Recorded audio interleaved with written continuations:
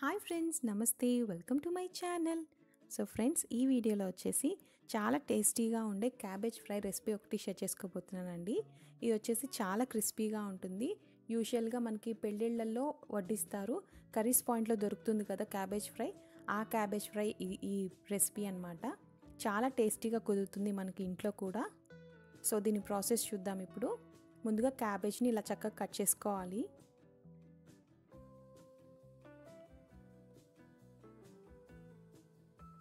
So చక్కగా ఈ లెంత్లో అలా కట్ చేసుకున్నాం అనుకోండి, చాలా బాగుంటుంది.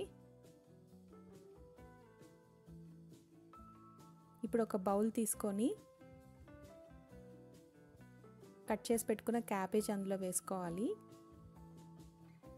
కొంచెం పసుపు, కొంచెం ఉప్పు,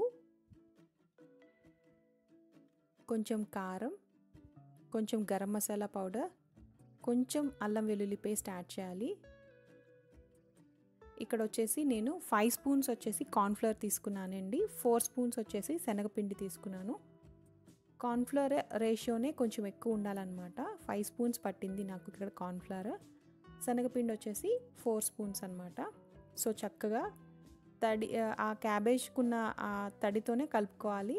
కావాలనుకుంటే కొంచెం వాటర్ యాడ్ చేసుకొని అలా ప్రిపేర్ చేసుకున్న ఆ క్యాబేజ్ని ఇలా ఆయిల్లో వేసేసుకొని ఫ్రై చేసుకోవాలి.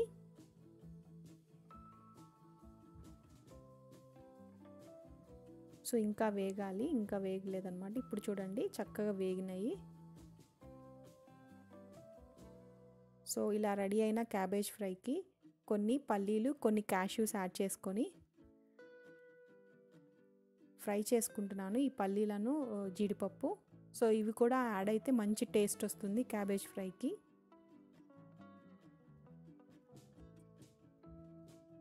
కొన్ని మిర్చి, కొంచెం కరివేపాకు,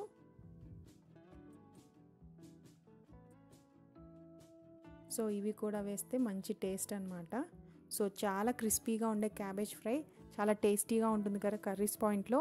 ఒకసారి ట్రై చేసి చూడండి, సేమ్ అదే టేస్ట్తో కుదురుతుంది. Thanks for watching my video. If you like our videos, please subscribe to my channel for more videos.